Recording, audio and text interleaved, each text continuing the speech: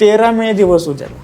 आता हा दिवस का महत्त्वाचा आहे, तर शिवाजी महाराजांना मारण्यासाठी जो पहिला प्रयत्न आहे ना, तो ह्या दिवशी झाला. तर एक गुप्त बैठक राबवण्यात आली. आता ह्या गुप्त बैठकीत कोण कोण उपस्थित होतं? पहिलं म्हणजे औरंगजेब स्वतः होता, त्यानंतर त्याचा वजीर जाफर खान, त्याच्यानंतर जो आपल्याला माहिती आहे की राजा जसवंत सिंग हा उभा होता.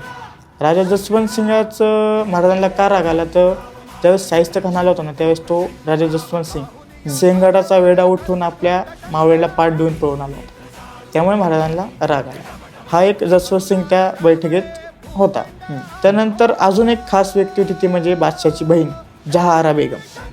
आता ही माणसंच का उपस्थितीत? जाफर खानाची बायको शाहिस्ते खानाची बहीण. अच्छा.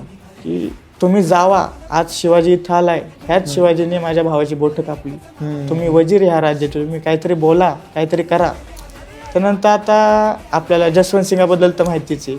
पब्लिकली महाराज डायरेक्ट बोलले की हा माझ्या मावळ्यांना पाठ दाखवून आला. आलं जरी असलं तरी त्याचा इगो दुखावला गेला.